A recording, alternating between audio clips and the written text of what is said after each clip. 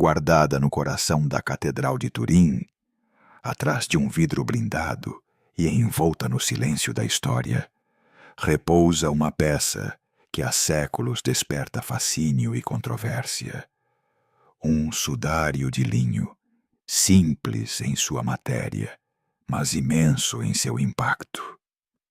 Desgastado pelo tempo, marcado por sombras e sinais que uns interpretam como vestígios de sofrimento e outros como traços humanos, esse tecido tem sido alvo de preces, debates e análises incansáveis. Para milhões, ele representa a prova tangível de um instante sagrado. O lençol que teria envolvido um corpo e guardado em suas fibras a impressão de um rosto. Para outros, é um enigma histórico que desafia métodos e certezas. Seja relíquia ou mistério, o sudário uniu a intimidade da fé à frieza da ciência, atraindo teólogos, historiadores, químicos e peritos forenses a um mesmo enigma. Ali, imóvel e vigiado por séculos de devoção e de estudo, permanece uma imagem silenciosa que questiona nossas convicções. O que pode um pedaço de tecido contar sobre o passado, a fé e a verdade? É nessa pergunta que começa a história que vamos narrar. Nos tempos de Jesus, os ritos funerários combinavam devoção, praticidade e símbolos que reconhecemos hoje nos evangelhos. Após a morte, o corpo era preparado por familiares ou grupos especializados. Lavava-se, ungia-se com óleos e perfumes e envolvia-se em faixas de linho. Essas faixas e sudários cumpriam uma dupla função, higiênica e ritual, e também preservavam a memória do rosto do falecido. A tradição judaica dava preferência a um sepultamento rápido, geralmente no mesmo dia, salvo exceções. As tumbas costumavam ser grutas ou câmaras escavadas na rocha, um nicho para o corpo, uma laje para fechar a entrada e, às vezes, uma pedra rolante para selar o sepulcro. Os textos evangélicos descrevem esse processo. José de Arimateia pede o corpo, envolve-o em linho e o deposita em um túmulo novo. Outros trechos mencionam aromas e faixas que acompanharam o gesto final. É importante lembrar o contexto romano. A crucificação tinha como propósito a exposição prolongada do corpo, mas no caso de Jesus, os relatos apontam para um sepultamento rápido e respeitoso. As narrativas falam de feridas visíveis, nas mãos, no lado e na cabeça, e de como essas marcas poderiam, em teoria, deixar vestígios em algum tecido que tivesse estado em contato direto com o corpo. Compreender essas práticas ajuda a situar o sudário em seu contexto histórico, não como um objeto isolado, mas como parte de rituais reais, com profundo sentido espiritual. Isso explica por que, desde o início, um pano cobrindo um rosto podia se tornar ao mesmo tempo uma lembrança íntima e um objeto de assombro coletivo. Ao longo dos séculos, essa interseção entre rito e matéria alimentou perguntas que ainda hoje permanecem vivas. Desde as primeiras páginas do Novo Testamento até as lendas que moldaram a devoção medieval, a ideia de uma vestimenta funerária sagrada sempre acompanhou a memória de Jesus. Não nasceu de um capricho repentino. Surgiu de costumes concretos, faixas, sudários, ungüentos, e da necessidade humana de conservar um rastro palpável daquilo que se perdeu.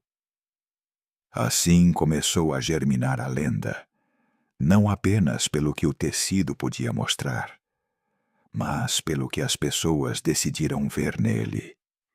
Os evangelhos canônicos oferecem o primeiro esboço. Relatos de Mateus, Marcos, Lucas e João descrevem como o corpo de Jesus foi preparado para a sepultura, envolto em linho, perfumado e colocado em uma tumba. No Evangelho de João, um detalhe chama a atenção. Além das faixas que envolviam o corpo, menciona-se um pano que cobria o rosto, um sudário, encontrado separado das demais faixas. Esse detalhe simples acendeu, nos séculos seguintes, uma chama de curiosidade. Poderia um tecido conservar a imagem de um rosto? A partir daí, a tradição não se manteve apenas nos textos. Histórias orais, testemunhos locais e tradições transformaram tecidos comuns em relíquias de valor espiritual. No final da Antiguidade e no início da Idade Média, o cristianismo desenvolveu uma forte veneração pelos objetos de contato. Pedaços de pano tocados por santos, restos de martírios, utensílios litúrgicos, todos vistos como portadores de graça. Peregrinos que viajavam a lugares sagrados esperavam levar consigo algo que unisse o visível ao invisível, uma lasca, uma pedra ou um fragmento de tecido impregnado de memória divina. Com o tempo, começaram a circular histórias mais específicas. Falava-se de panos milagrosos, imagens não feitas por mãos humanas, a cheiropoieta, que, segundo a tradição, traziam a impressão do rosto divino sem intervenção humana. Narrativas como a do Mandillion de Edessa ou a da Verônica, o pano que teria enxugado o rosto de Jesus no caminho do Calvário, não aparecem nos evangelhos, mas cresceram nas comunidades cristãs, até tornarem-se símbolos de devoção. Essas histórias, transmitidas oralmente, eram moldadas pela fé popular e pelas necessidades espirituais de cada época. A exibição pública de relíquias também respondia a dinâmicas sociais e políticas. Um bispo, um mosteiro ou uma cidade que afirmasse possuir um objeto ligado a Cristo ganhava prestígio e influência. O comércio de relíquias, as peregrinações e a liturgia reforçaram a ideia de que um tecido podia ser mais que uma matéria inerte. Podia ser testemunha muda do mistério da paixão. A imagem de um rosto impresso em tecido, apresentada como prova visível de um acontecimento transcendente, respondia à necessidade humana de ver, tocar e crer. Frente a doutrinas abstratas, a relíquia oferecia um ponto de ancoragem sensorial à fé. Assim, uma simples faixa de linho começou a acumular significados espirituais e culturais que ultrapassavam sua função original. Mas a lenda não surgiu no vazio. Alimentou-se das incertezas históricas, lacunas nos relatos, perdas de objetos, deslocamentos de comunidades e da tendência humana de buscar o concreto. Cada vez que um fragmento de pano reaparecia, fosse no Oriente ou em alguma cripta do Ocidente, novas narrativas nasciam para explicar sua origem.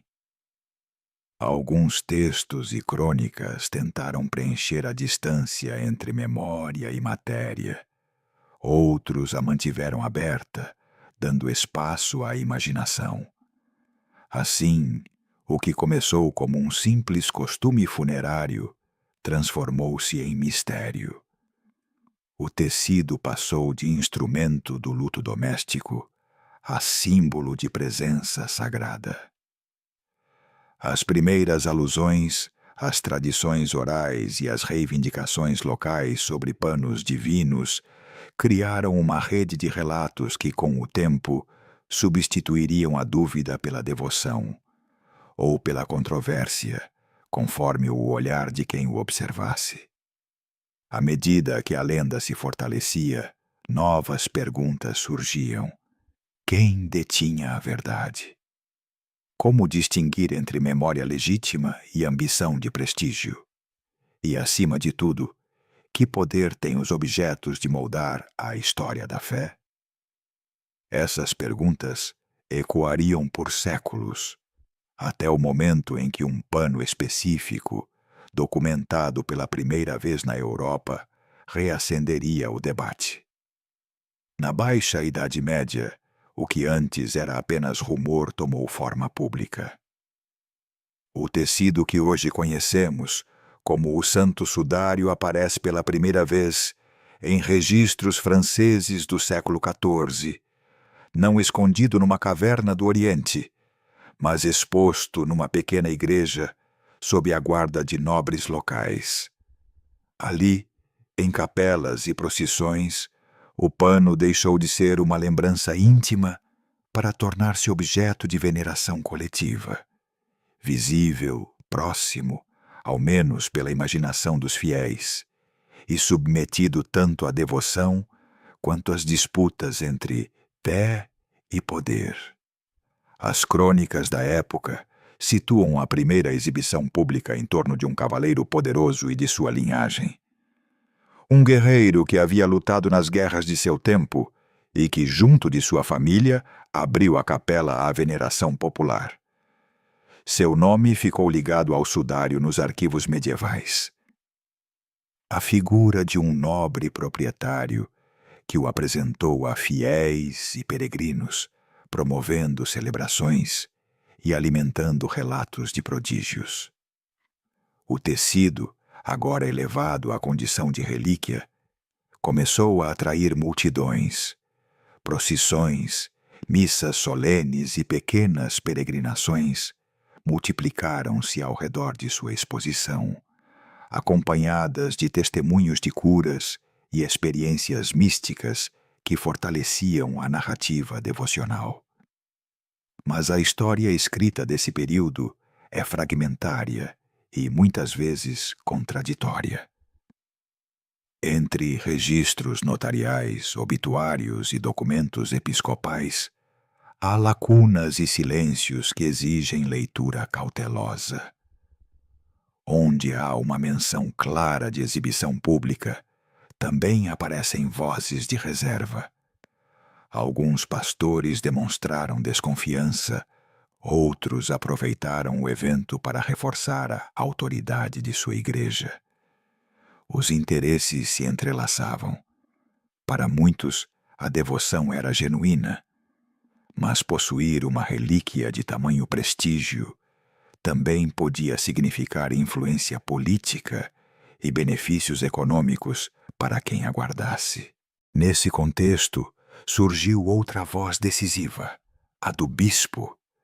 No final do século XIV, um documento episcopal denunciou que o sudário seria, na verdade, obra de mãos humanas, um engano aos olhos das autoridades eclesiásticas, pedindo ao pontífice que restringisse sua exibição como relíquia autêntica da paixão. O texto é contundente. Alega que um artista teria confessado ter produzido a imagem. Essa denúncia, que hoje lemos como prova da complexidade da recepção histórica, na época causou abalo, confrontando a fé popular com o olhar crítico da instituição e abrindo uma disputa que duraria séculos. Apesar das acusações, o fervor do povo não cessou. O pano voltou a ser exibido. A devoção permaneceu viva, e em diversas ocasiões o sudário mudou de mãos e de sede, movido por alianças políticas e dinásticas. Com o tempo, famílias nobres e autoridades regionais perceberam que custodiar uma relíquia de tal magnitude era um capital simbólico imenso. Atraía peregrinos, conferia prestígio e funcionava como instrumento diplomático entre reinos e dioceses. Assim, o sudário entrou nos circuitos do poder, deixando de ser apenas um objeto de fé para tornar-se também um emblema de status. As descrições da época revelam o esplendor das exibições. O tecido era estendido diante do altar, ou suspenso em armações, iluminado por velas e acompanhado de cânticos. Os fiéis se amontoavam, tentando tocar, beijar, ou ao menos contemplar o que julgavam ser o vestígio do divino. Relatos de milagres, curas súbitas, visões, libertações espalhavam-se, registrados por cronistas que raramente distinguiam entre testemunho e promoção. A iconografia popular começou a incorporar a ideia de um rosto impresso em tecido. Estampas, orações e sermões ajudaram a fixar essa imagem no imaginário cristão. Ainda assim, a documentação mostra tensões. Há escrituras que registram compra, doação ou transmissão do pano, contratos que definem sua custódia, correspondências entre senhores que negociam seu destino. Esses papéis revelam que o sudário não foi apenas um milagre, mas também um bem administrado, disputado e protegido por acordos formais. Essa dimensão jurídica e política evidencia o quanto fé e poder se entrelaçavam no mundo medieval. É importante lembrar que a Idade Média não ofereceu uma resposta única sobre sua autenticidade. Fé e dúvida coexistiram. Enquanto alguns bispos pediam prudência, o povo celebrava.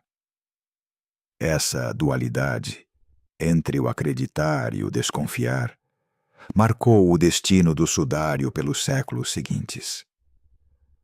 Assim, de capela em capela, de procissão em procissão, o tecido consolidou uma presença pública que ninguém teria imaginado quando os lençóis funerários eram simples utensílios domésticos.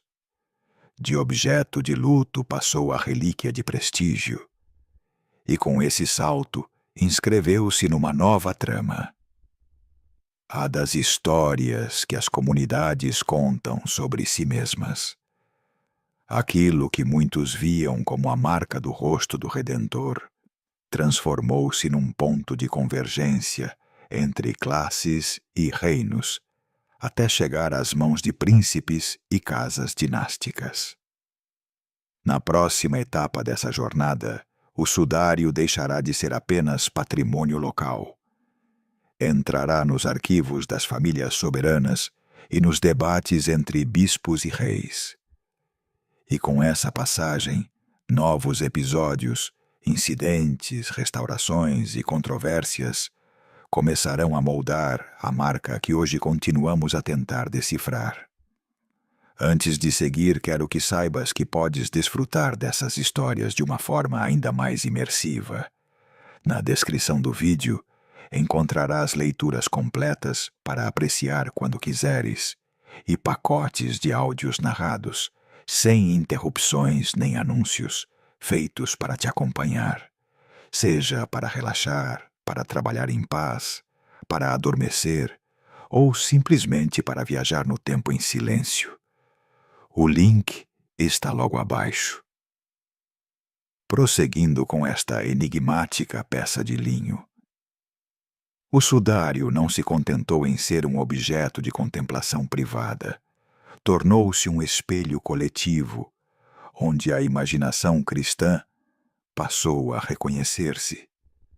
Sua imagem, Essa impressão misteriosa que muitos viram como o traço do rosto e do corpo que sofreram a paixão, conquistou rapidamente um lugar central na vida religiosa e visual das comunidades.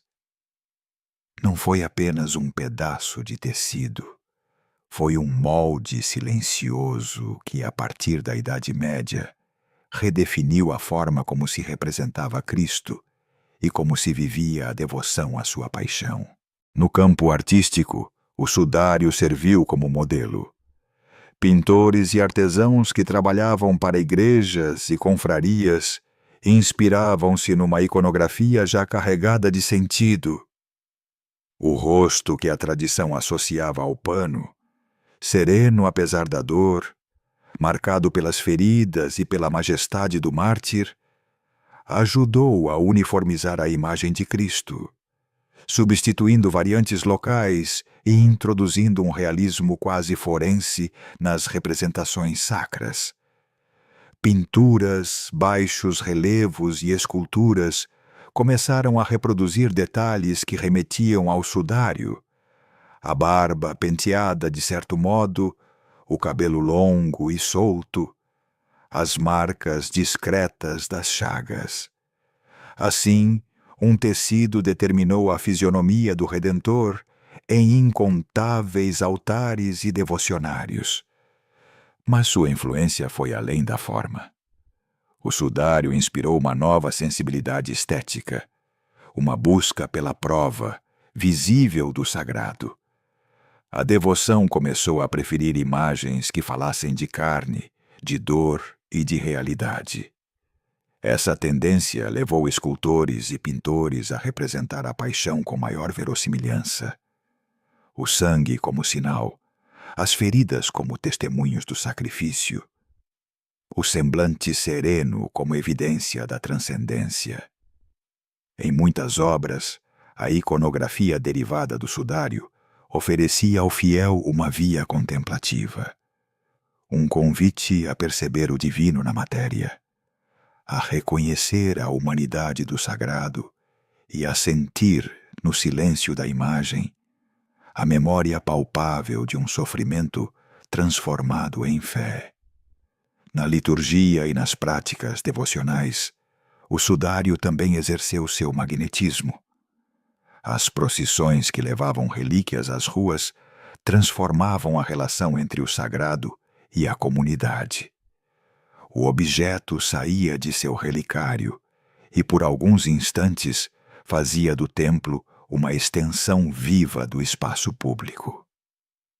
A exposição do pano, acompanhada de orações e ladainhas, instaurou rituais em que olhar para a tela tornou-se um gesto curativo, consolador ou expiatório.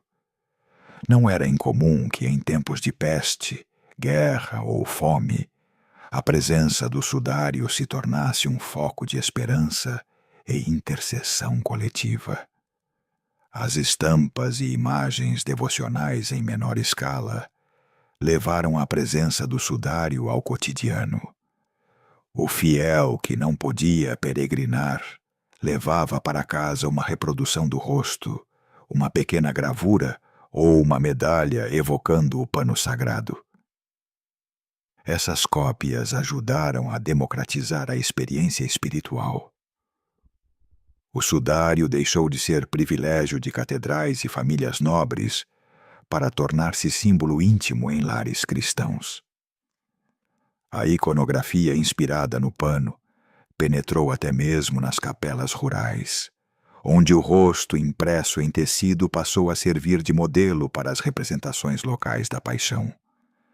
O poder simbólico do sudário também se manifestou na piedade ritual. Gestos como beijar uma relíquia, cruzar o olhar com ela em oração, ou acender uma vela diante de sua presença, expressavam a crença na eficácia do contato, ou da lembrança do contato, com o divino. Nessas ações se condensava uma linguagem silenciosa. Tocar era receber, olhar era participar, e a tela tornava-se mediadora entre o humano e o transcendente. Havia ainda um componente de identidade coletiva. Cidades, abadias e confrarias, que possuíam panos ligados à paixão, viam neles sinais de distinção e de coesão.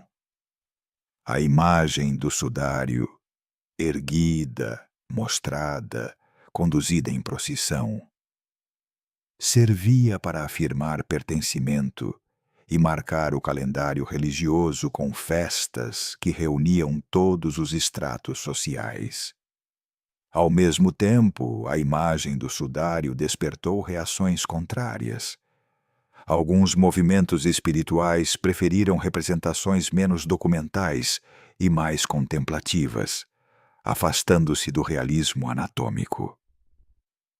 Essa tensão entre o testemunhal e o simbólico enriqueceu a tradição cristã, levando artistas e teólogos a refletir sobre que tipo de imagem da fé desejavam sustentar. Mais do que um instrumento de culto ou um modelo artístico, o sudário tornou-se um narrador. Cada olhar sobre ele evocava uma história. O drama final, o sepultamento humilde, o abandono e, ao mesmo tempo, o triunfo que a fé anuncia. Esse poder narrativo foi decisivo. A tela não oferecia apenas uma imagem, mas um relato condensado, capaz de inspirar meditação e ensino. Por isso, mesmo aqueles que duvidavam de sua autenticidade reconheciam sua força espiritual e pedagógica. O sudário era uma parábola visível, um fragmento palpável da história da paixão. No fim, a marca do sudário na devoção e na arte não se mede apenas por suas reproduções ou cerimônias, mas pela mudança que provocou na maneira de olhar para Cristo. Tornou o visível um elo emocional, uma presença partilhada. E nesse cruzamento entre imagem e fé, o sudário deixou uma impressão duradoura. A busca em um tecido pela prova sensível daquilo que a esperança promete. A história do Santo Sudário é atravessada por uma tensão constante entre o documentado e o transmitido pela tradição. O primeiro se apoia em registros, crônicas e testemunhos oficiais. O segundo, em memórias orais e relatos herdados, muitas vezes com lacunas que abrem espaço para a fé e a imaginação. Esse contraste é essencial para entender como um pano de origem incerta pôde tornar-se um dos objetos mais debatidos e venerados da história. Os primeiros séculos do cristianismo oferecem poucos vestígios claros de sua existência. As práticas funerárias judaicas, bem conhecidas pelos textos antigos, incluíam o uso de faixas e sudários, o que torna plausível que Jesus tenha sido envolto em tecidos após a crucificação. Contudo, a distância entre esse costume e a aparição de um objeto reconhecido como o Santo Sudário é imensa. A tradição mais difundida afirma que, após a ressurreição, os discípulos guardaram os panos como relíquias. Ainda assim, os documentos que mencionam explicitamente um tecido com a imagem do corpo de Cristo são raros e fragmentários nos primeiros séculos. Nos relatos bizantinos, surge uma peça fundamental, o chamado Mandilion de Edessa. Tratava-se, segundo a tradição, de um pano onde o rosto de Cristo teria se impresso milagrosamente. Alguns estudiosos sugerem que o mandilion e o sudário seriam o mesmo objeto, dobrado de modo a mostrar apenas o rosto. Outros, porém, o consideram uma relíquia distinta, pertencente ao universo das imagens acheiropoietas, não feitas por mãos humanas.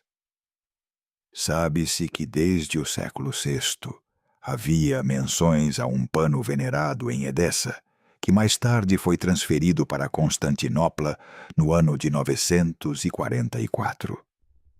Lá foi recebido com grande solenidade e incorporado à liturgia e ao tesouro imperial de relíquias. Os cronistas bizantinos mencionam a presença de tecidos associados à paixão, mas a identificação direta com o sudário atual é incerta.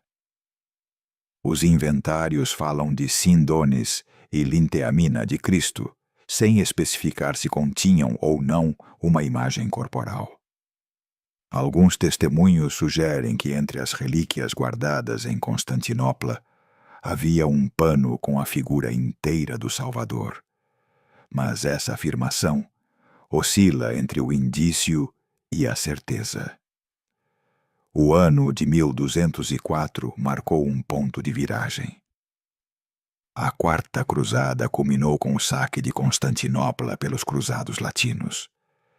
Crônicas posteriores relatam o desaparecimento de numerosas relíquias, entre elas um pano identificado por alguns como o lençol fúnebre de Cristo. A partir desse momento, a trajetória do sudário mergulha em silêncio documental. Durante mais de um século, nada se sabe com clareza sobre seu paradeiro, o que alimentou hipóteses e lendas. Uma das teorias mais aceitas é que cavaleiros cruzados teriam levado o sudário para o Ocidente, talvez pela França. É aí que entra em cena a família de Charny. Na pequena localidade de Lirey, na região da Champagne, por volta de meados do século XIV, registra-se pela primeira vez a exibição pública de uma tela apresentada como a mortalha de Cristo. O cavaleiro Geoffroy de Charny e sua esposa Jeanne de Vergy promoveram a veneração da relíquia, chegando a fundar uma colegiada para guardá-la. Esse foi um momento decisivo. Pela primeira vez há evidências tangíveis e detalhadas da presença do sudário em território europeu. Testemunhos de peregrinos, indulgências papais e controvérsias eclesiásticas.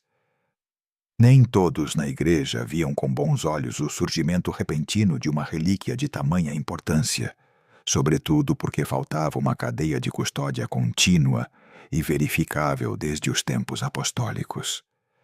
Assim começava uma nova fase da sua história, entre o fervor popular e o exame rigoroso, na qual o sudário passaria a ser não apenas um objeto de fé, mas também um espelho das tensões entre crença, poder e verdade.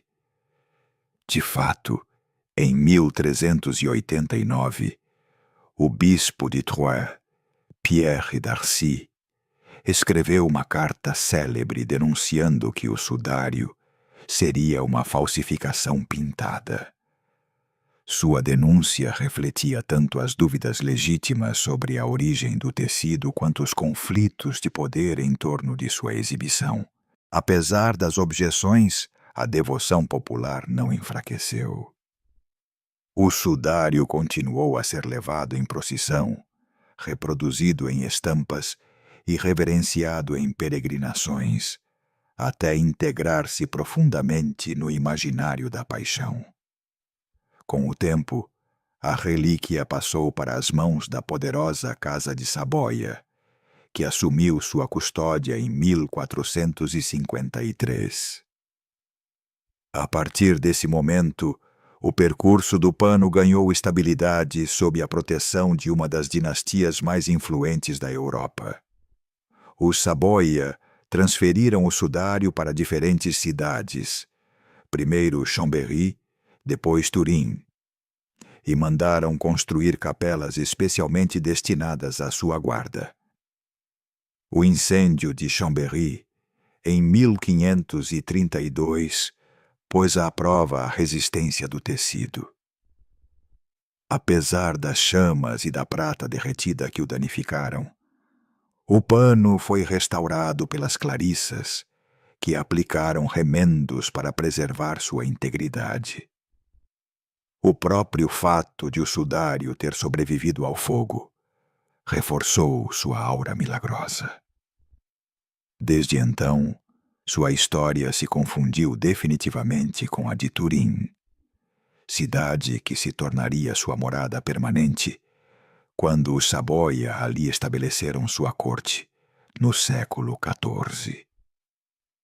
Ao olhar para trás, percebe-se que a trajetória atribuída ao sudário se move entre o registro e o silêncio. O que é documentado começa com clareza no século XIV, quando sua veneração na França já está plenamente atestada.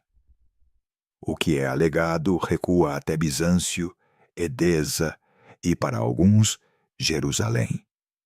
Mas cada etapa levanta mais perguntas do que respostas. A fusão entre esses dois planos, o histórico e o lendário, é o que confere ao sudário seu magnetismo singular. Um objeto que parece sempre escapar à verificação total, mas que nunca deixa de alimentar fé e curiosidade.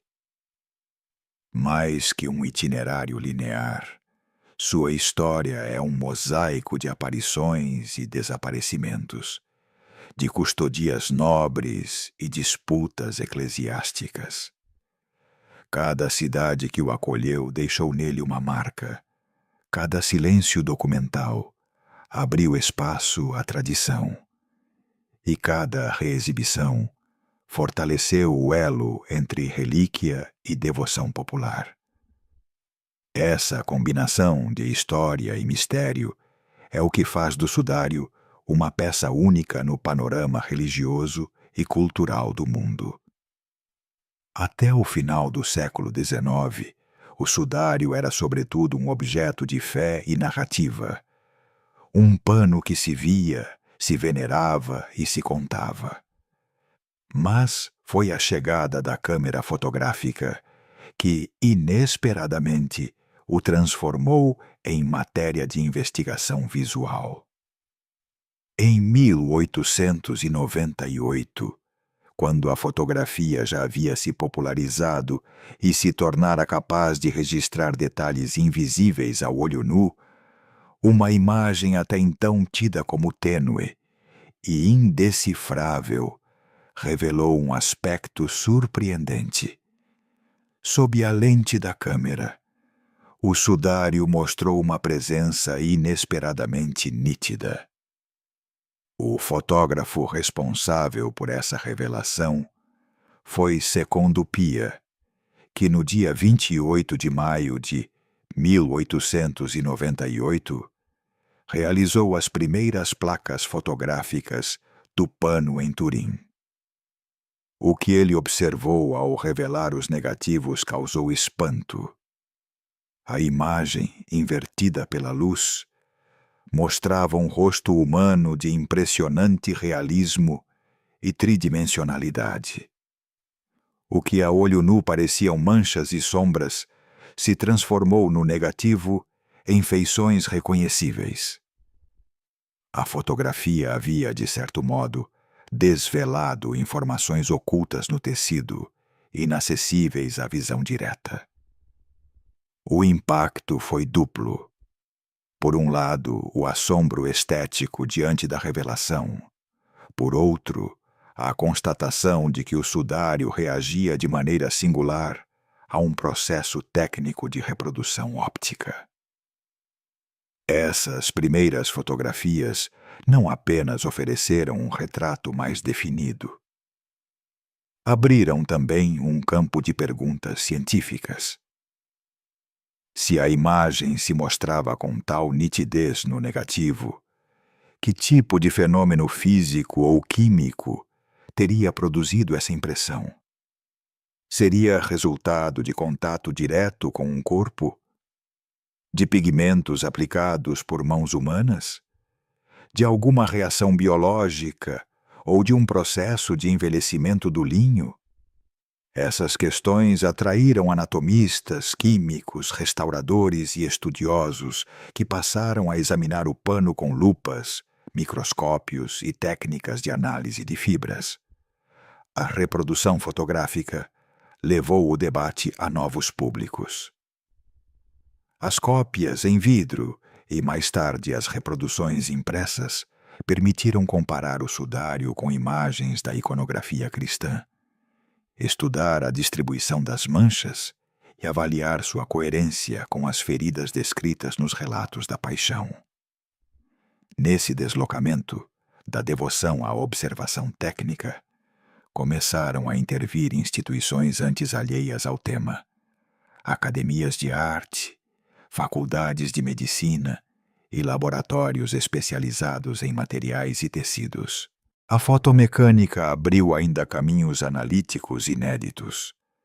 Fotógrafos e técnicos experimentaram tempos de exposição, contrastes e filtros para realçar detalhes do tecido e das marcas.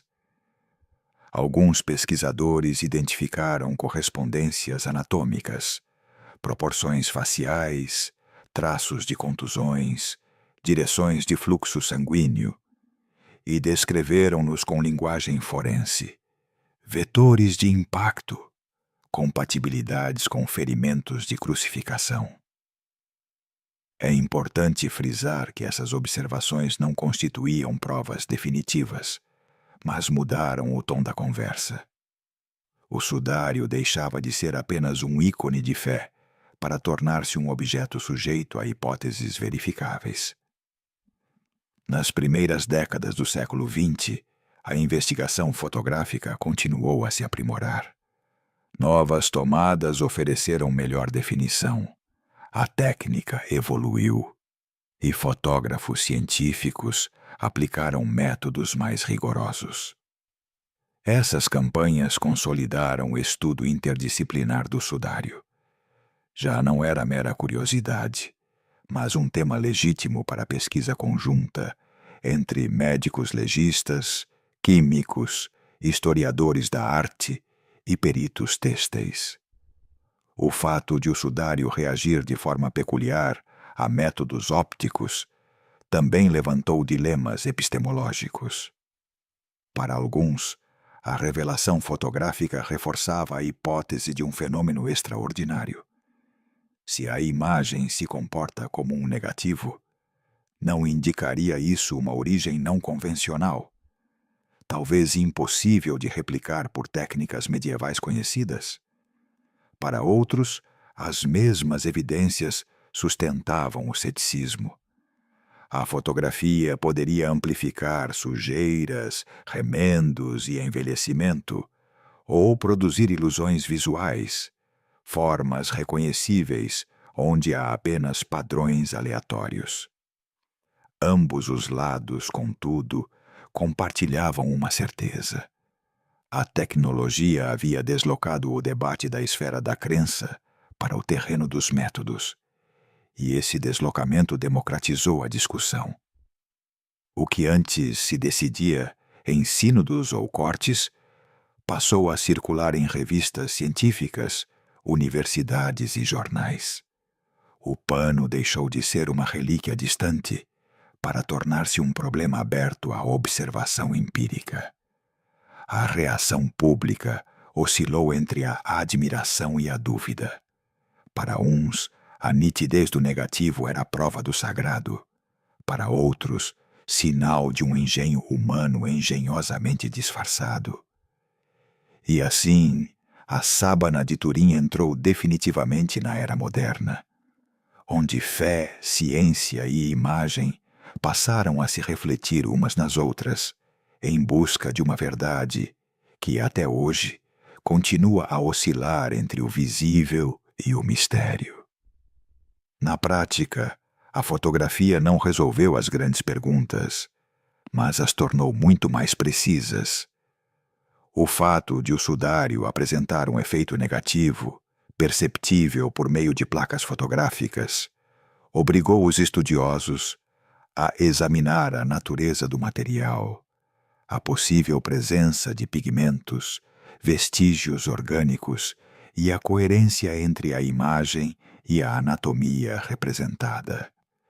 Essa fase inicial de investigação lançou as bases de uma disciplina experimental em torno do pano.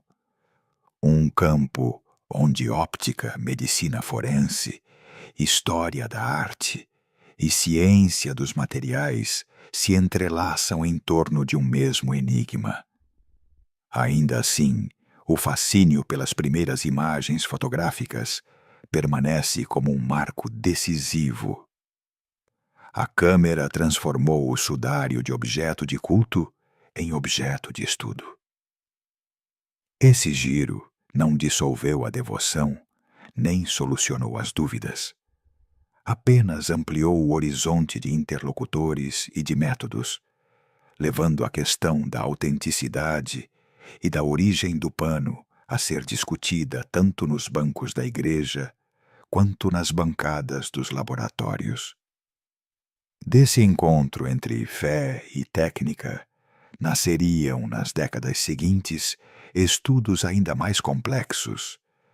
Mas a centelha que transformou sombras em rosto foi, sem dúvida, a fotografia. O santo sudário deixou de ser apenas uma relíquia venerada quando a ciência começou a observá-lo de perto. De repente, o pano tornou-se um objeto técnico, sujeito a perguntas concretas sobre seu tecido, sua imagem e as manchas que o cobrem.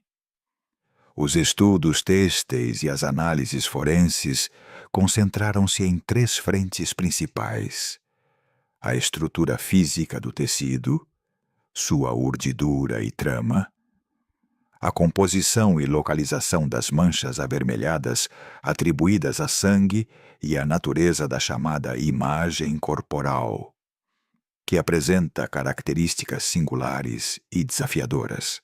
Do ponto de vista têxtil, o sudário é feito de linho com uma trama complexa. Diversos estudos descrevem uma padronagem em sarja de espinha de peixe, herringbone, geralmente identificada como uma sarja 3x1. Essa configuração, pouco comum em tecidos domésticos simples, tem sido usada como argumento tanto para discutir sua cronologia quanto sua possível procedência. A geometria do tecido influencia também a formação da imagem, determinando sombras, retenção de partículas e a forma como qualquer substância depositada adere às fibras. Contudo, a interpretação cronológica permanece incerta. Especialistas em arqueotêxteis discordam se esse tipo de tecelagem era exclusivo de certas regiões ou épocas, de modo que o exame do tecido por si só não basta para datá-lo com precisão.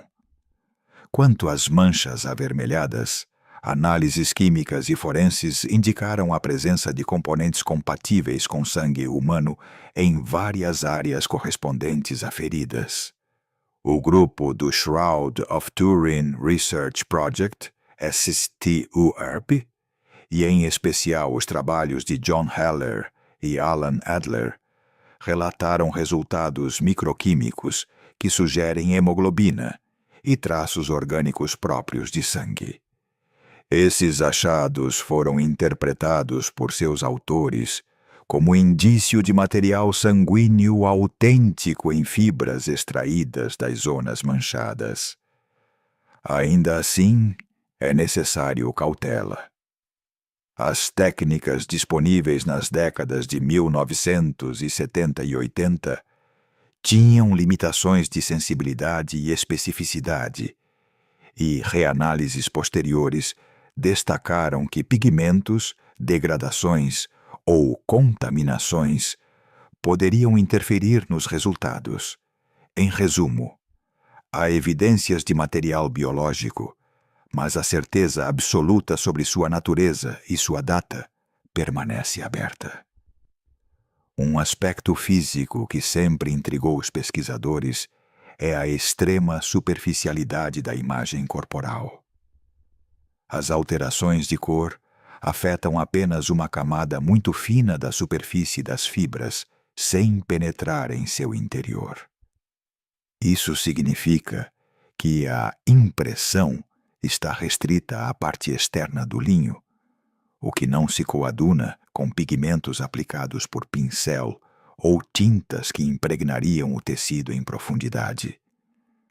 Essa particularidade apoia hipóteses que envolvem reações químicas superficiais ou mecanismos fotoquímicos, embora a razão exata pela qual somente a camada externa está alterada continue em debate. Diversas propostas tentam explicar a origem da imagem, desde transferência por contato com pó ou pigmento seco, até reações químicas de oxidação e desidratação da celulose, a chamada hipótese de Maillard, ou processos relacionados a calor, luz ou agentes biológicos. O químico Raymond Rogers, um dos principais estudiosos modernos do sudário, sugeriu que a coloração poderia dever-se a reações de superfície envolvendo impurezas e vapores, e chamou atenção para a presença de remendos e contaminações que dificultam leituras conclusivas. Cada modelo explica certos aspectos, mas falha em outros. Hipóteses de pigmentos não justificam a superficialidade extrema da imagem. Teorias de contato físico não reproduzem sua nitidez, nem o curioso efeito de negativo fotográfico. Nas análises forenses, alguns especialistas apontaram compatibilidades entre marcas da imagem e ferimentos típicos da crucificação, sinais de flagelação, perfurações nas mãos ou nos pulsos, e uma ferida lateral interpretada como golpe de lança. Estudos médicos tentaram reconstruir direções de fluxo sanguíneo e coerência entre manchas e posições corporais. No entanto, aplicar metodologia forense a um tecido que atravessou séculos de manuseio, incêndios e restaurações é um desafio. Os padrões atuais podem ter sido alterados por umidade, reparos ou contaminação. Por isso, as conclusões permanecem sempre provisórias. Outros conjuntos de análises buscaram identificar contaminantes ou partículas inorgânicas, vestígios de pigmentos vermelhos, poeira, fuligem, colas e resíduos de restaurações. Em alguns casos, a coexistência de material orgânico e pigmentos gerou novas perguntas. Seriam retoques aplicados após o incêndio de 1532? Seriam subprodutos de envelhecimento do linho? Ou marcas introduzidas por processos naturais? As respostas variam conforme o autor e o método de análise. É essencial lembrar os limites de qualquer investigação. O sudário é um objeto histórico, manipulado, exposto a diferentes ambientes e submetido a coletas parciais. As amostras disponíveis são pequenas, as técnicas evoluem e os resultados dependem fortemente das condições de coleta. Assim, a soma das evidências têxteis, químicas e forenses compõe um quadro fascinante, mas não definitivo.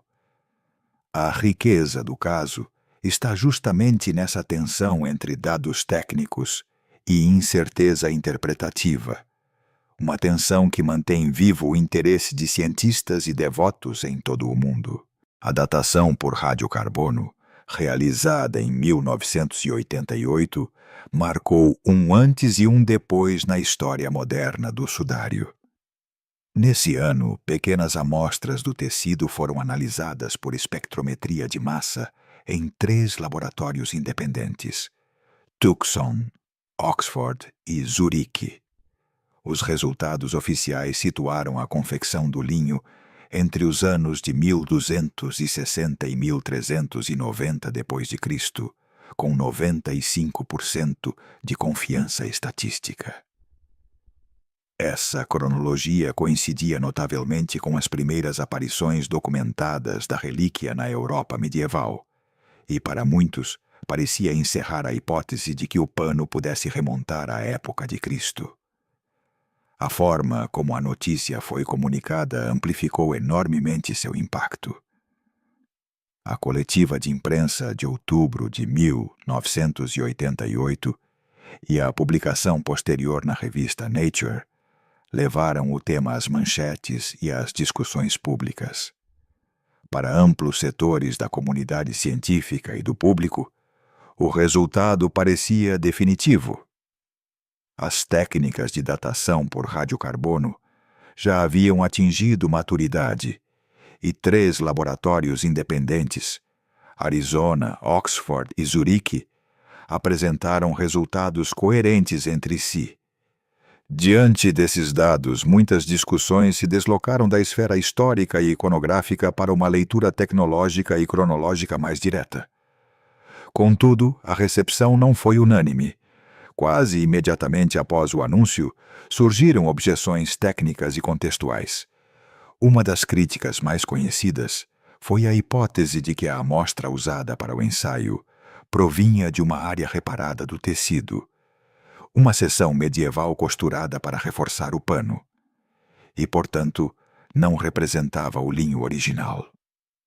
O químico Raymond Rogers, ligado ao projeto Est-Urp, argumentou que diferenças químicas e a presença de fibras de algodão e resíduos de restaurações poderiam ter alterado a datação, sugerindo que o fragmento datado não refletia a totalidade do sudário. Essa crítica é tanto empírica quanto têxtil. Se o material analisado não é homogêneo, a idade calculada só seria válida para aquela parte específica. Outros questionamentos concentraram-se em aspectos estatísticos e de procedimento.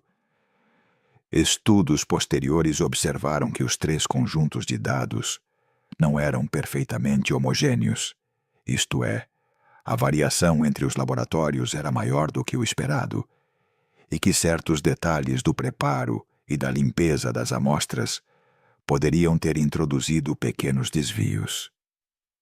Um reestudo publicado décadas depois, em Archaeometry no ano de 2019, revisou os dados originais e sugeriu que a heterogeneidade estatística e eventuais erros no tratamento das subamostras mereciam uma análise mais cautelosa. Mesmo assim, esses trabalhos não chegaram a propor uma nova idade precisa, nem invalidaram completamente os resultados de 1988. Também foram aventadas hipóteses alternativas de contaminação, exposição à fuligem de incêndios antigos, reparos com materiais mais recentes ou incorporação de carbono moderno por micro-organismos e substâncias de restauração. Alguns modelos teóricos, como o enriquecimento por monóxido de carbono ou contaminação biológica, foram testados experimentalmente, mas até hoje nenhuma dessas hipóteses demonstrou de forma reprodutível que tais fatores poderiam deslocar a data em vários séculos. O consenso técnico, portanto, permanece prudente. Contaminações podem afetar medições, mas provar que elas alteraram drasticamente os resultados exigiria protocolos novos e evidências replicáveis. Por outro lado, houve defensores da validade da datação original. Pesquisadores que participaram do processo ou que revisaram o material argumentaram que a amostra era representativa e que os laboratórios aplicaram controles e referências de calibração adequadas, garantindo resultados robustos dentro das incertezas próprias do método. Em suma, o caso assumiu a forma de um conflito epistemológico.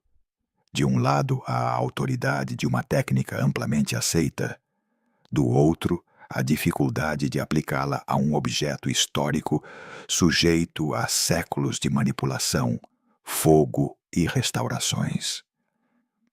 Com o passar dos anos, o episódio de 1988 não se encerrou, mas se tornou um terreno fértil de debate. Reanálises estatísticas, estudos têxteis e novas revisões do contexto físico do muestreu mantêm a questão em aberto. Sínteses editoriais recentes adotam uma posição intermediária.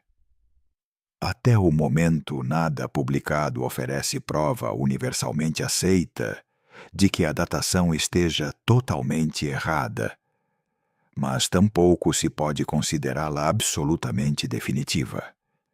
Por isso, a comunidade científica defende cautela e protocolos mais rigorosos caso se repita a medição.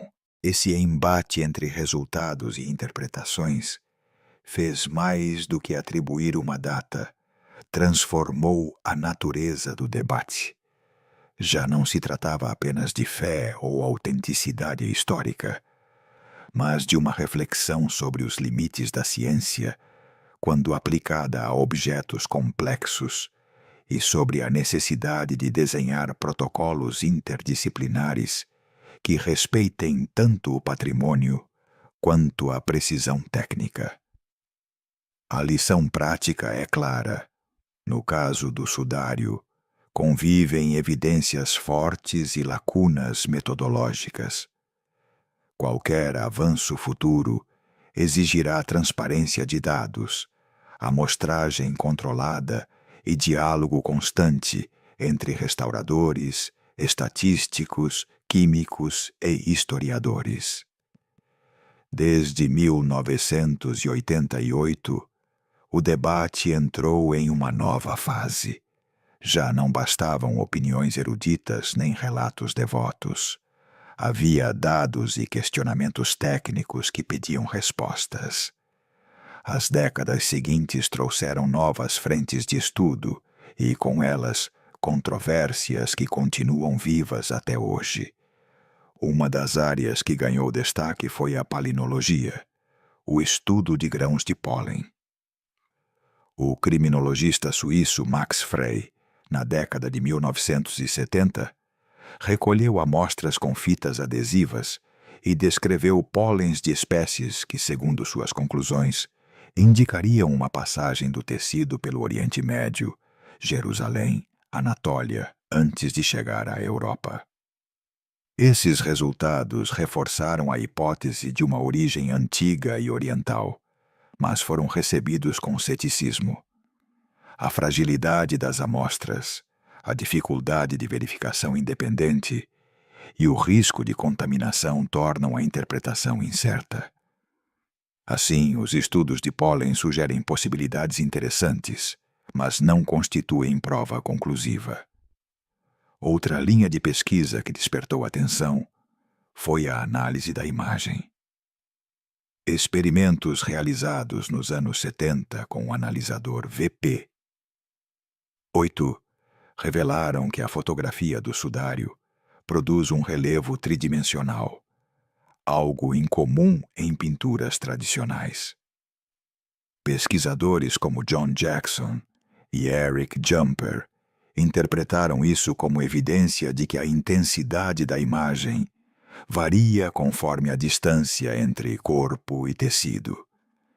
Esse fenômeno sustentou hipóteses de formação não pictórica.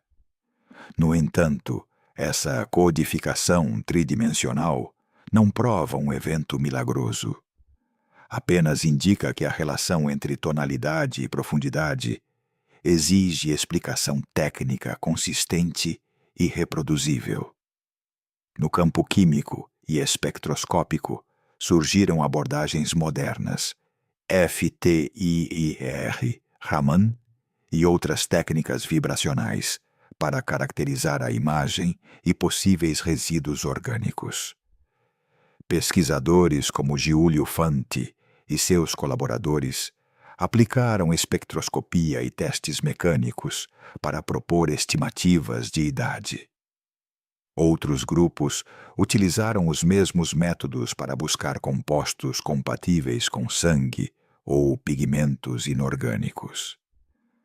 A diversidade de resultados mostrou algo fundamental. Diferentes métodos produzem indicadores diferentes, e suas interpretações raramente convergem. Por isso, a espectroscopia trouxe dados valiosos, mas não uma resposta final. Em última instância, o estudo do sudário de Turim tornou-se um espelho da própria relação entre fé e ciência. Um território onde a precisão técnica e o mistério simbólico coexistem, cada um lançando luz e sombra sobre o outro. O capítulo das reparações e da contaminação ocupa um lugar central nas objeções à datação de 1988. Algumas análises químicas e microscópicas, entre elas as apresentadas por Raymond Rogers e seus colaboradores, sustentaram que as amostras utilizadas na datação continham fibras de algodão e resíduos de um revestimento, gum dye mordant, ausente nas partes principais do tecido. Para os que defendem essa interpretação, isso indicaria que o fragmento datado não era representativo do pano inteiro e que, portanto, poderia ter deslocado a idade estimada para um período mais recente. Em contrapartida, os defensores do muestreu original argumentam que os procedimentos de seleção e limpeza foram rigorosos e que os resultados dos 3 laboratórios mostraram coerência dentro das incertezas próprias do método. Assim, a questão da homogeneidade do material e do papel das reparações continua sendo um ponto técnico crucial. A esses debates somam-se questões estatísticas e procedimentais. Reanálises dos dados originais e estudos sobre a variabilidade entre subamostras de 1988 apontaram uma heterogeneidade maior do que a esperada, levando alguns especialistas a propor revisões dos cálculos ou novos testes com protocolos mais controlados.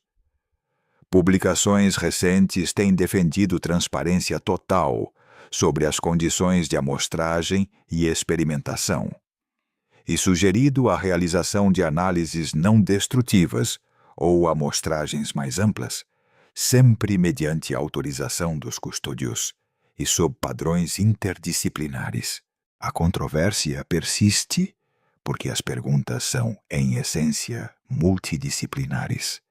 O sudário não é apenas um objeto têxtil. É também história, liturgia, restauração, contaminação ambiental e a ação de mãos humanas em diferentes épocas.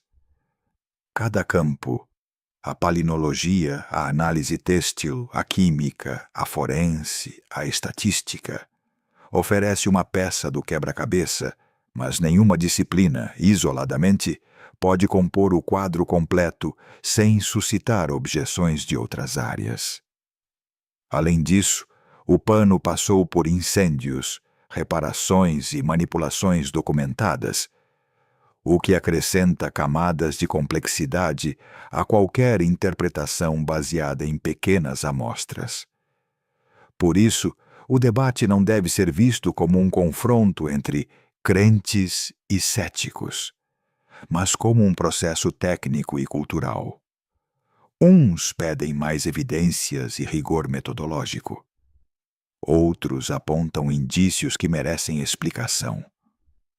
O fato essencial é que, mesmo com os avanços instrumentais, fotografia digital, espectroscopia avançada, análise estatística, ainda não existe um protocolo interdisciplinar universalmente aceito que permita afirmar com absoluta segurança a época exata do tecido ou a natureza inequívoca das manchas. Enquanto não houver consenso sobre métodos e amostragem, as controvérsias científicas continuarão a alimentar tanto o fascínio público quanto o interesse acadêmico. Em última instância, o sudário serve como um caso exemplar sobre os limites da ciência aplicada ao patrimônio. Obriga-nos a pensar como combinar técnicas diversas, como respeitar o valor espiritual de um objeto, e ao mesmo tempo, como desenhar experimentos que sejam convincentes para a comunidade científica. Essa tensão entre o desejo de conhecer e o dever de preservar é, em grande medida, o motivo pelo qual o debate permanece vivo até hoje. A história do Santo Sudário não se conta apenas através de manuscritos, análises e debates científicos. Ela se revela também em seu próprio tecido, nas cicatrizes deixadas por séculos de acidentes, incêndios e reparações. Observar esses danos é compreender a dimensão mais tangível e humana do objeto. A de um linho que, além do mistério, sobreviveu como matéria frágil, vulnerável ao tempo e às circunstâncias. O episódio mais lembrado nesse sentido ocorreu em 1532, na Capela de Chambéry, na Saboia.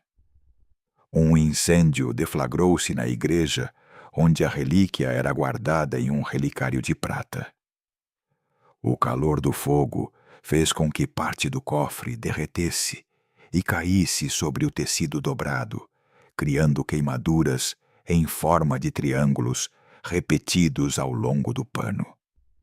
O evento foi tão dramático que quase resultou na perda total da peça. A rápida intervenção dos guardiões da relíquia evitou a destruição completa, mas deixou um padrão de queimaduras e orifícios ainda visível em todas as reproduções modernas. Pouco depois, em 1534, realizou-se uma das intervenções mais conhecidas. As freiras Clarissas de Chambéry costuraram remendos de linho branco sobre os buracos, reforçando o pano e devolvendo-lhe continuidade visual. Essas reparações não seguiram critérios modernos de conservação. Eram uma solução prática para restaurar a integridade da relíquia e permitir sua veneração. Desde então, o sudário deixou de ser apenas o original. Tornou-se um tecido híbrido, formado por camadas de tempos diferentes. Paradoxalmente, esses remendos prolongaram sua vida, mas também complicaram os estudos posteriores, já que os fios adicionados não correspondem à fibra primitiva. Com o passar dos séculos, outros incidentes deixaram marcas menores, mas cumulativas. Manchas de água das tentativas de apagar incêndios, dobras acentuadas pelo armazenamento, fuligem, poeira e desgaste causado pelo toque de fiéis e custódios.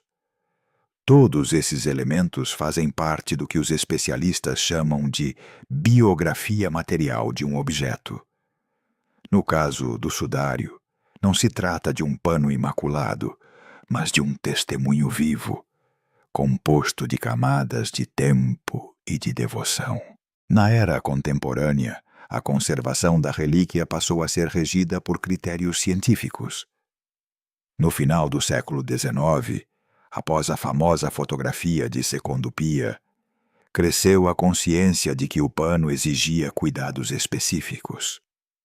No entanto, a intervenção mais significativa da época moderna ocorreu em 2002, quando restauradores autorizados removeram os remendos aplicados pelas Clarissas quase 500 anos antes. A decisão gerou debate. Para uns, retirar os parches era libertar o tecido original. Para outros, era apagar parte de sua história material. O trabalho incluiu também a colocação de um novo suporte têxtil para garantir estabilidade. Essas intervenções modernas foram acompanhadas de documentação fotográfica minuciosa e análises detalhadas das fibras, oferecendo aos estudiosos uma visão mais clara da estrutura original. Porém, revelaram também uma verdade incômoda. Toda restauração, por mais cuidadosa que seja, modifica a forma como o objeto será visto e estudado no futuro. As operações de 2002, por exemplo, eliminaram resíduos e marcas de fumaça que poderiam servir a pesquisas futuras sobre o incêndio de 1532. Assim, os danos e as restaurações do Santo Sudário recordam-nos que estamos diante de um objeto vivo na história, não de uma relíquia congelada no tempo. Suas queimaduras, seus remendos e suas costuras não são simples imperfeições. São cicatrizes que narram a tentativa de gerações inteiras de proteger o que consideravam sagrado. E, ao mesmo tempo, são um aviso aos estudiosos. Qualquer análise deve reconhecer que o pano é um palimpsesto de fibras originais, acréscimos, manchas e resíduos que atravessaram séculos. Um corpo material, onde o tempo e a devoção deixaram inscrita sua própria história. Assim, o valor dessas marcas materiais não é apenas técnico, mas também profundamente humano.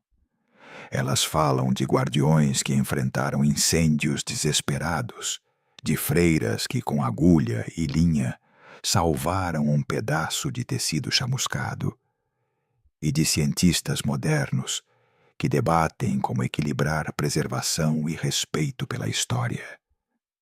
Em cada uma dessas intervenções se reflete a tensão constante entre devoção, ciência e conservação. Um lembrete de que, além do mistério de sua origem, o sudário é também um objeto que sobreviveu graças ao cuidado e, por vezes, à imprudência dos homens. No campo da fé, o Santo Sudário ocupa um lugar singular. Está na fronteira entre o visível e o invisível, entre o que pode ser tocado e o que se crê por convicção interior. Para milhões de fiéis, não é apenas um pano com marcas enigmáticas, mas um ícone da paixão de Cristo, uma janela silenciosa para o sofrimento e a esperança da ressurreição. A tela, com sua imagem difusa e suas manchas, não oferece palavras, mas em seu silêncio, muitos encontram uma profundidade espiritual que nenhum tratado teológico poderia igualar. Dentro da tradição católica, o sudário nunca foi proclamado como dogma, nem é exigido dos crentes que o aceitem como prova material da ressurreição. A posição oficial da Igreja é prudente. Reconhece-se seu valor devocional e encoraja-se sua contemplação como apoio à fé, sem declarar de maneira definitiva sua autenticidade. É nesse espaço de ambiguidade que se move a experiência religiosa de quem o venera. Não se trata de provar, mas de deixar-se tocar pelo que a imagem evoca. As exibições públicas na Catedral de Turim têm sido momentos carregados de simbolismo.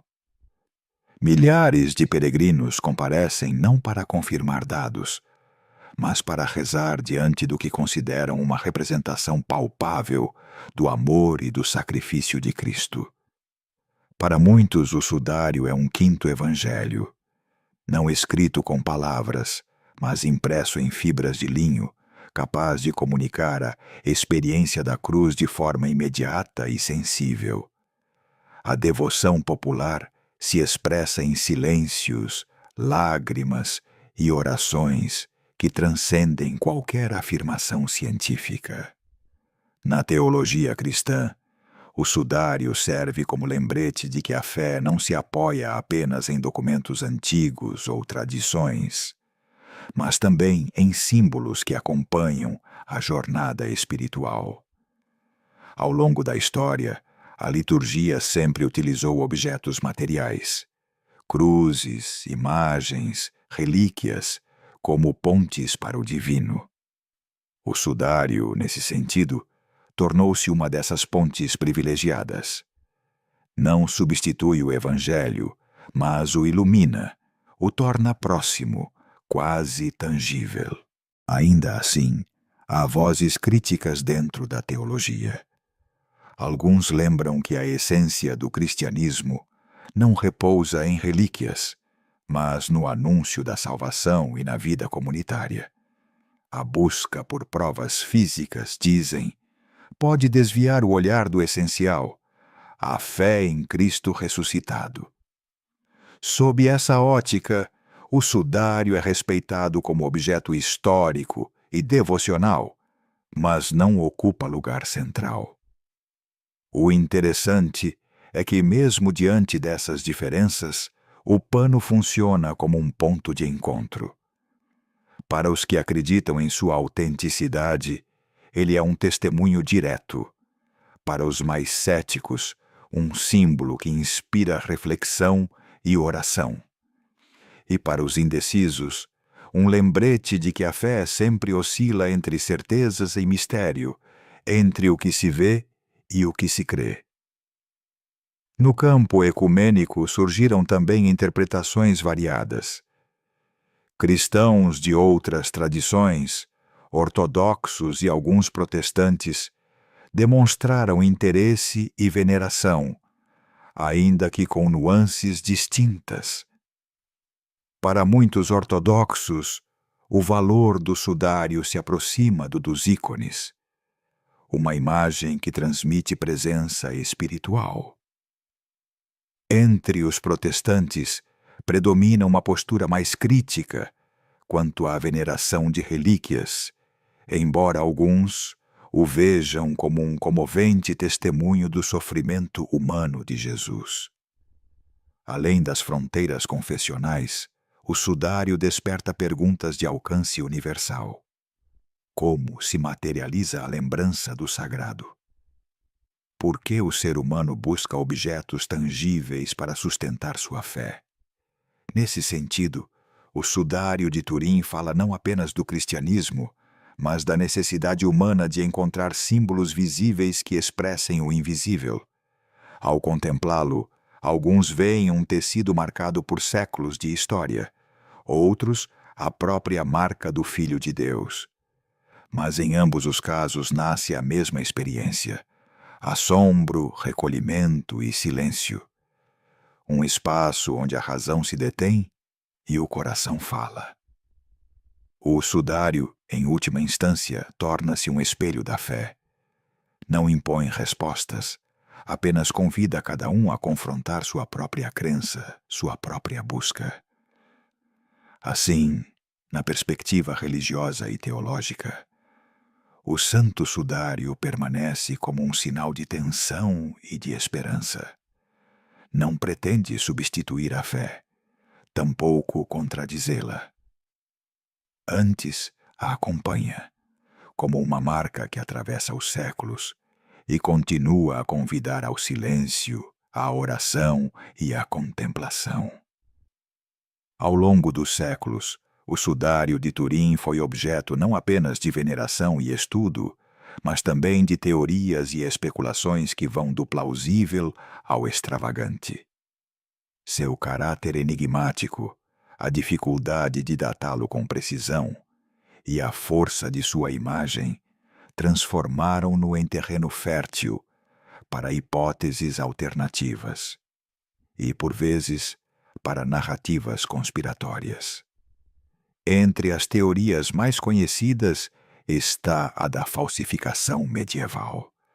A partir dos resultados da datação por radiocarbono de 1988, que situaram o pano entre os séculos XIII e XIV, muitos estudiosos defenderam que o sudário teria sido criado na Idade Média, talvez como relíquia devocional destinada a atrair peregrinos. Nessa hipótese, A imagem seria uma pintura ou um engenhoso artifício artístico.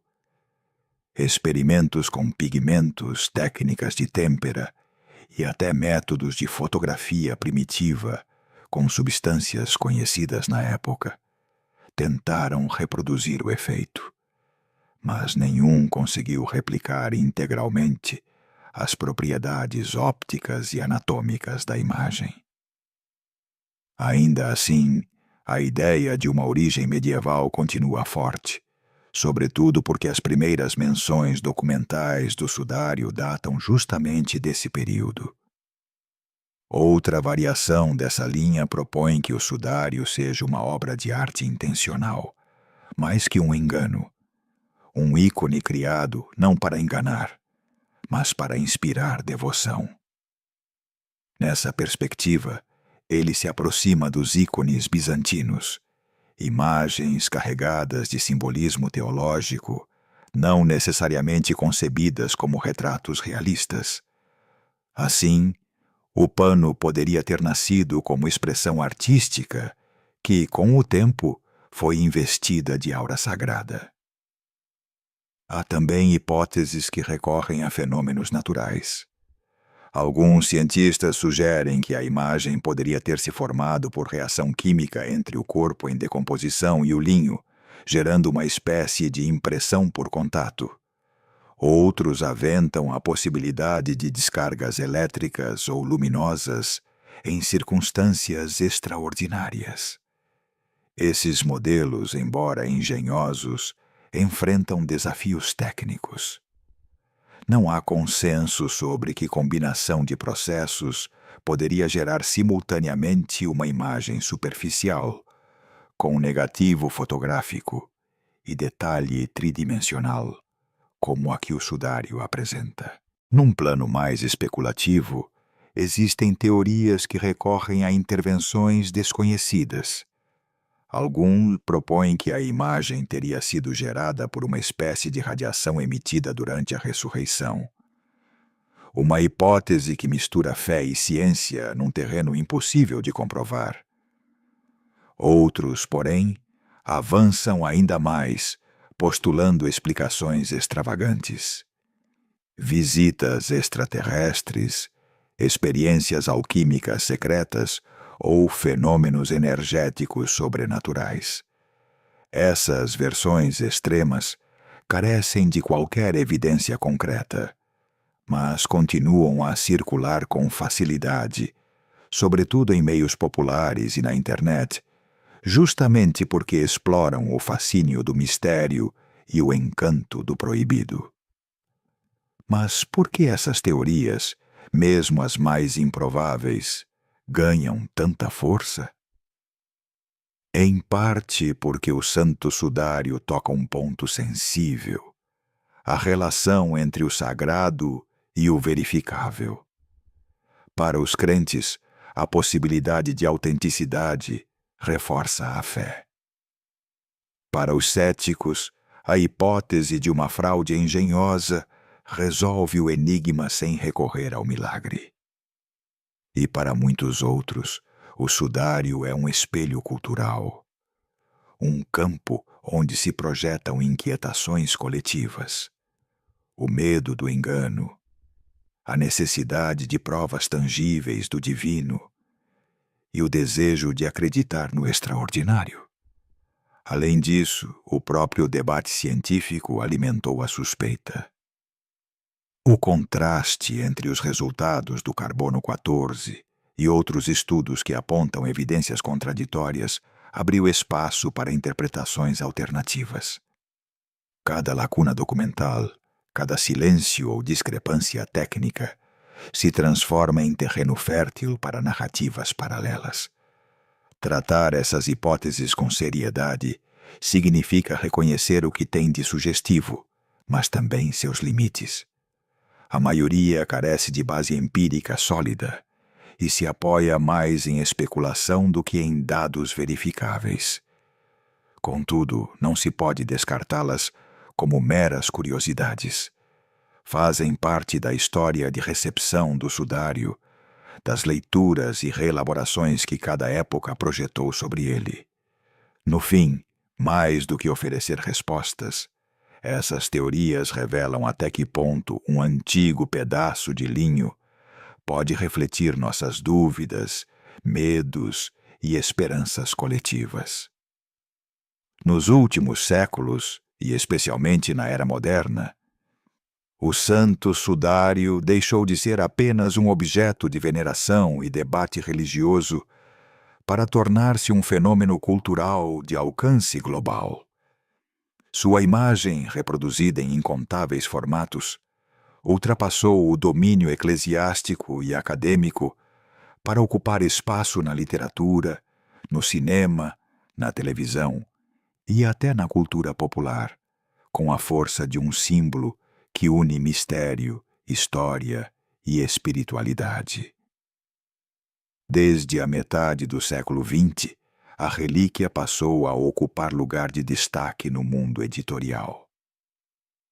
Multiplicaram-se os livros que a abordavam sob ângulos diversos, alguns defendendo sua autenticidade com argumentos científicos ou espirituais, outros sustentando hipóteses alternativas sobre sua origem medieval.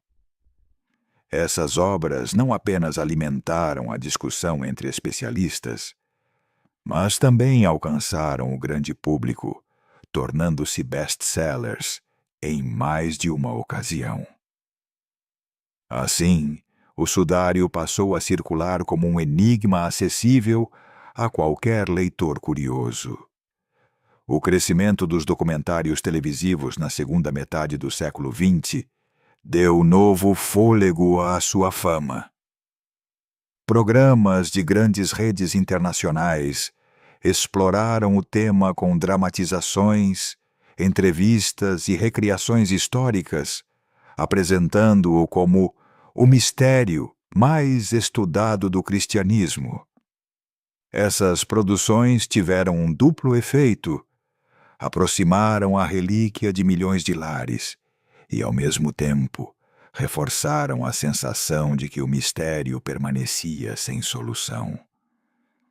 A imagem em negativo, com seu halo espectral, parecia feita sob medida para a televisão. Hipnótica e inesgotável, fascinando tanto fiéis quanto céticos. As grandes exposições em Turim marcaram outro capítulo decisivo dessa história cultural. Cada mostra pública atraiu multidões e contou com a presença de pontífices, fortalecendo o peso espiritual da relíquia. Mas, além da dimensão religiosa, esses eventos tornaram-se verdadeiros acontecimentos sociais e midiáticos.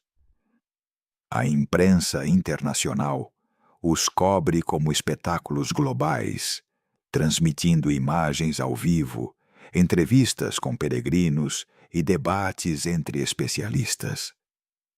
Dessa forma, o sudário entrou para o calendário cultural do mundo, com momentos em que, por alguns dias, todo o planeta volta a falar dele. O cinema e a literatura também se apropriaram de sua aura. Desde romances históricos centrados na busca por relíquias, até thrillers contemporâneos que o envolvem em conspirações, o sudário aparece como elemento narrativo que combina fé, mistério e aventura. Mesmo no cinema documental ou de ficção, sua imagem é usada como metáfora do inexplicável e do transcendente. Na cultura popular, poucas relíquias cristãs alcançaram presença tão recorrente. Nem o mercado escapou a essa força simbólica. Estampas, fotografias, medalhas, cartões postais e lembranças modernas reproduzem incessantemente sua imagem. O que na Idade Média eram pequenas gravuras devocionais, no século XXI tornou-se um fenômeno global. A imagem do sudário circula tanto em espaços de fé quanto no colecionismo secular. Essa multiplicação de cópias é reveladora. Transforma um objeto único em milhares de reproduções que alimentam simultaneamente a devoção e a curiosidade.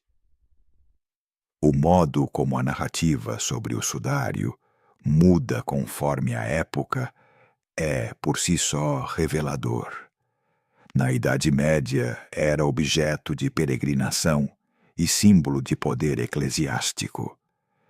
No século XIX, com o advento da fotografia, tornou-se um mistério científico, sujeito à observação e à experiência. No século XX, virou estrela midiática, presente em jornais, documentários e debates televisivos. E no século XXI, na era digital, converteu-se em fenômeno global. Discute-se em fóruns, redes sociais e vídeos de divulgação, oscilando entre devoção, racionalidade, espetáculo e viralidade. Em suma, o Santo Sudário já não pertence apenas à esfera religiosa, nem ao domínio dos especialistas. Ele faz parte do imaginário coletivo contemporâneo, um símbolo que, independentemente de sua origem, conseguiu fixar-se na cultura popular como poucos objetos históricos. Sua força não reside apenas no que possa ser comprovado cientificamente, mas na capacidade de gerar histórias, emoções e reflexões que continuam a ressoar no coração da sociedade atual.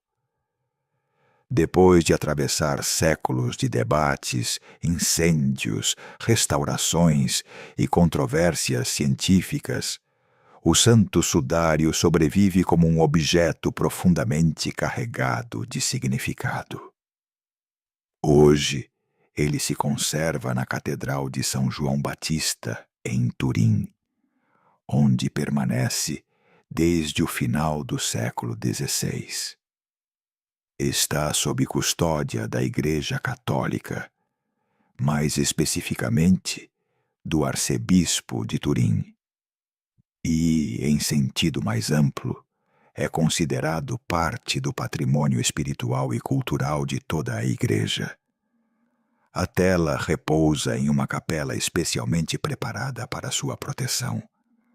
Após o incêndio de 1997, que danificou parcialmente a capela de Guarini e colocou em risco o relicário, as medidas de segurança foram reforçadas.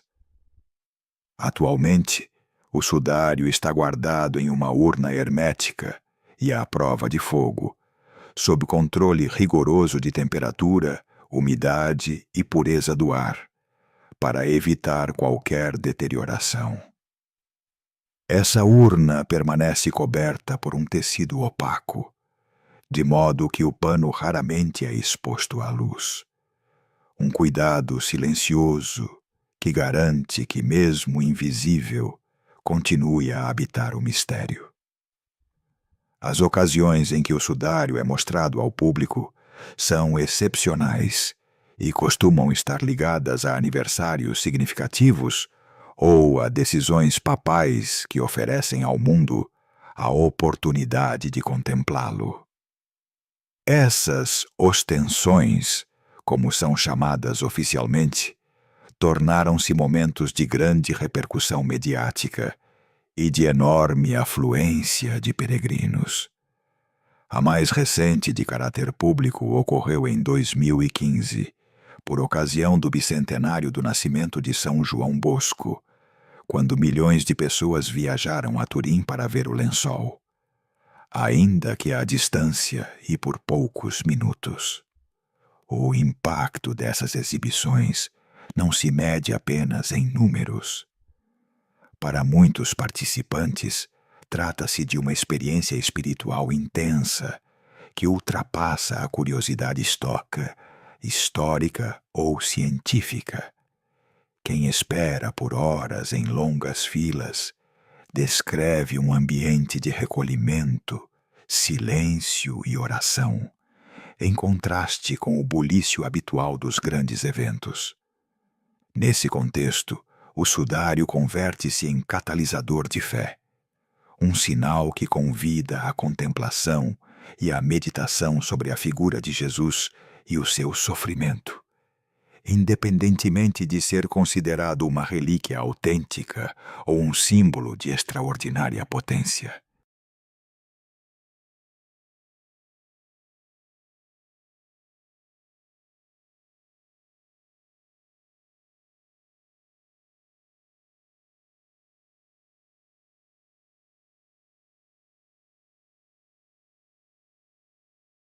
A Igreja Católica mantém uma postura prudente quanto à sua autenticidade. Desde o século XX, insiste-se que o sudário não é objeto de fé obrigatória. Nenhum católico é chamado a aceitá-lo como prova física da ressurreição. O que se encoraja é a veneração como ícone que remete ao mistério cristão. Por isso, as ostensões públicas não se apresentam como confirmação científica, mas como ocasião pastoral. Essa forma de apresentá-lo permite que a exposição atraia crentes e não crentes, cada qual encontrando motivos próprios de interesse. Em tempos recentes, a custódia também soube dialogar com os novos meios de comunicação. Em 2020, durante a pandemia de Covid-19, quando as peregrinações estavam suspensas, organizou-se uma ostensão virtual. O sudário foi mostrado pela televisão e por transmissões online, possibilitando que milhões de pessoas no mundo o vissem de suas casas. Embora não substitua a presença física diante do tecido, a iniciativa revelou como a devoção e a curiosidade podem encontrar novas formas de expressão na era digital. Os peregrinos que visitam Turim fora dos períodos de exposição costumam contentar-se em ir à catedral e rezar diante do lugar onde o lençol é guardado. Ali, as autoridades oferecem recursos audiovisuais, reproduções e explicações históricas que ajudam a compreender tanto a trajetória quanto o significado do sudário. Assim, a visita não se reduz à espera por uma ostensão. Transforma-se numa experiência cultural e espiritual mais ampla. A custódia atual enfrenta desafios permanentes: preservar o tecido em condições ideais, prevenir danos futuros, gerir expectativas do público e acompanhar os estudos que continuam em curso. Embora a Igreja mantenha controle rigoroso para evitar manipulações que possam deteriorá-lo, pesquisas são autorizadas em circunstâncias específicas, sempre sob protocolos estritos. Hoje, portanto, o Santo Sudário é ao mesmo tempo frágil e resistente, carregado de séculos de história e ainda no centro da devoção e da controvérsia. Sua conservação em Turim converteu a cidade num ponto de convergência. Peregrinos do mundo todo viajam para estar, ainda que por instantes, diante dele. Investigadores o veem como um desafio em aberto. E a Igreja procura equilibrar a guarda de um objeto venerado com sua proteção como bem cultural de valor incalculável. O que salta aos olhos é que, apesar dos avanços técnicos, dos debates e do ceticismo, o sudário continua capaz de mobilizar multidões e despertar emoções profundas. Em um tempo em que quase tudo se digitaliza e se multiplica em cópias, a presença material de um linho que remete à paixão de Cristo mantém sua força de convocação. E essa permanência, para lá da autenticidade última que a ciência venha a confirmar ou a descartar, define o seu lugar na vida contemporânea. Não apenas como objeto do passado, mas como símbolo vivo, contemplado hoje com reverência, curiosidade e assombro. Nas últimas décadas, a investigação sobre o Santo Sudário entrou numa fase marcada pela sofisticação tecnológica e pela cooperação entre múltiplas disciplinas. Longe de se limitar à fotografia ou às análises químicas tradicionais, os estudos atuais apoiam-se em técnicas não invasivas, digitalização avançada e abordagens interdisciplinares que procuram lançar luz sobre um objeto que, apesar de tantos esforços, ainda guarda mais perguntas do que respostas. Um dos avanços mais importantes tem sido a digitalização em altíssima resolução. Graças a câmeras especiais, capazes de captar detalhes invisíveis ao olho humano, os pesquisadores examinam cada fibra do linho, cada variação de tonalidade, cada irregularidade. Essas imagens servem não só para o estudo técnico, mas também para a preservação de um arquivo digital, que, em caso de deterioração futura, permita às próximas gerações trabalhar sobre uma cópia o mais fiel possível. Esse processo viabilizou a elaboração de modelos tridimensionais da imagem corporal, alimentando debates sobre a formação da impronta. Em paralelo, recorre-se a técnicas de espectroscopia, métodos que analisam como a matéria interage com a luz em diferentes comprimentos de onda, para estudar a composição das fibras. Assim, é possível detectar traços químicos sem a necessidade de retirar amostras físicas, algo crucial dada a sensibilidade do tecido.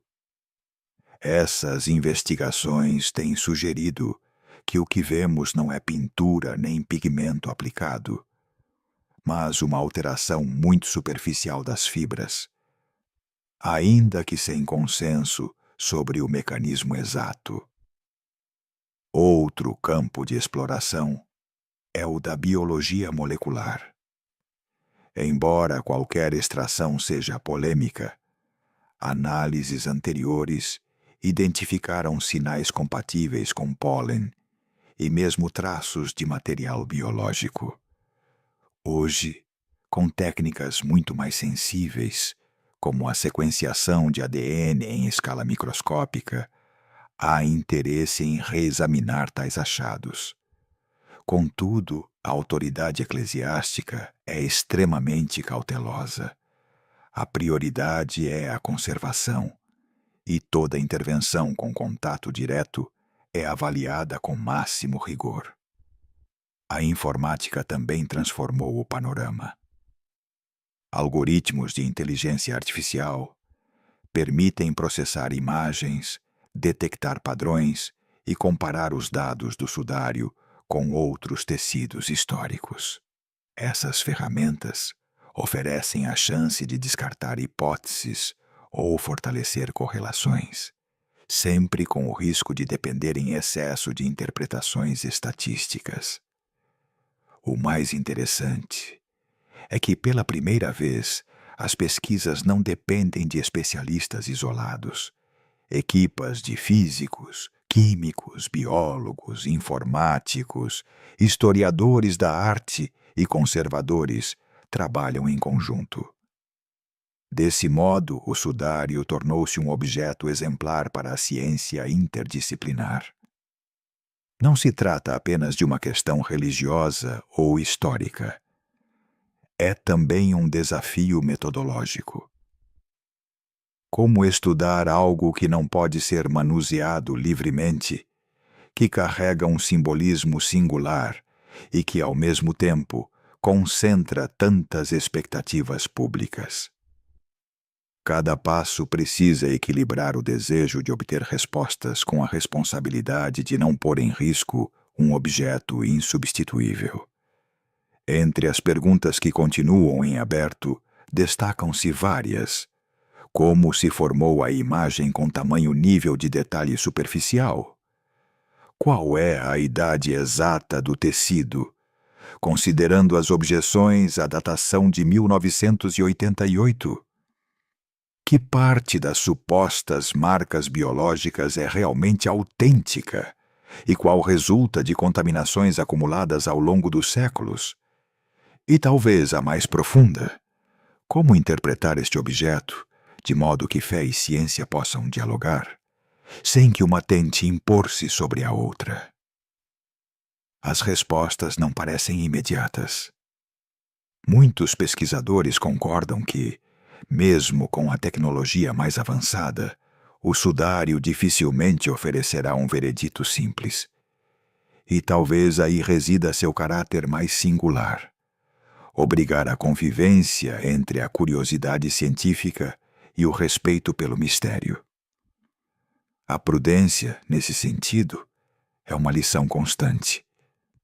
Há quem observe que, para além dos resultados, o próprio processo de investigação do sudário traz benefícios valiosos. Estimula a inovação em métodos de conservação, promove o diálogo entre disciplinas e recorda que a ciência também possui limites. Ao mesmo tempo, mantém acesa a centelha da curiosidade. Esse motor que moveu gerações a dedicar tempo, recursos e paixão para compreender um lençol de 4 metros que continua desafiando as explicações definitivas. Assim, o Santo Sudário no século XXI não é apenas um objeto do passado, mas também um laboratório do presente. Representa a interseção entre história, fé e ciência, e seu estudo reflete a busca humana por sentido diante daquilo que resiste a ser classificado. Diante dele, o investigador e o crente encontram um terreno comum, o da admiração e da consciência de que ainda há muito a descobrir. O sudário de Turim percorreu um caminho extraordinário. De rumores e tradições antigas na memória cristã, até tornar-se um dos objetos mais estudados do planeta. Foi venerado em altares, questionado em laboratórios e contemplado por milhões de pessoas que, em silêncio absoluto, se detiveram diante de sua imagem enigmática. Sua trajetória revela mais que a história de um tecido. Expressa a maneira como os seres humanos buscam certezas em meio à dúvida, consolo em meio à perda e sinais de transcendência no cotidiano. Ao longo dos séculos, o sudário foi testemunha muda de guerras, incêndios, restaurações e debates que se acenderam com igual fervor em igrejas e universidades. Cada época o interpretou à sua maneira. Relíquia sagrada, possível fraude, objeto de devoção popular, caso científico ou símbolo cultural. Nenhuma dessas leituras conseguiu esgotá-lo por completo. Sempre resta um fragmento de mistério que escapa às definições. Talvez por isso continue tão poderoso. Num mundo saturado de dados e explicações, esse pedaço de linho nos recorda que há perguntas que não se resolvem com números nem com experimentos. Para alguns, é a marca do sofrimento e da ressurreição de Cristo. Para outros, um artefato medieval que espelha a criatividade e a fé dos que o criaram. E para muitos, simplesmente um enigma histórico que continua a nos interpelar desde o passado. O certo é que, independentemente das conclusões individuais, o Santo Sudário inspirou diálogos improváveis entre disciplinas e crenças, entre tradição e modernidade. Impulsionou avanços na conservação, marcou a iconografia religiosa, despertou peregrinações e deixou sua marca na cultura contemporânea. Talvez seu maior legado seja lembrar-nos de que fé e razão não precisam se enfrentar, mas podem coexistir na busca compartilhada por sentido. No silêncio da Catedral de Turim, o tecido repousa atrás do vidro, como um espelho no qual cada visitante projeta sua própria pergunta. E nesse reflexo, o sudário continua cumprindo sua função mais profunda: manter viva a inquietação, o assombro e a esperança de que por trás das fibras gastas pelo tempo ainda pulsa uma história que jamais se esgota. E antes de encerrar, lembra-te de que na descrição deste vídeo encontrarás os pacotes de narrações disponíveis para download, para desfrutares dessas histórias sem interrupções nem anúncios, quando e onde quiseres. Se esta viagem pelos mistérios do Santo Sudário te pareceu interessante, convido-te a inscrever-te no canal, deixar o teu gosto e partilhar nos comentários a tua opinião. Relíquia sagrada, obra humana ou enigma não resolvido. O teu apoio torna possível continuar a criar mais conteúdos como este. Obrigado por assistir e até o próximo vídeo.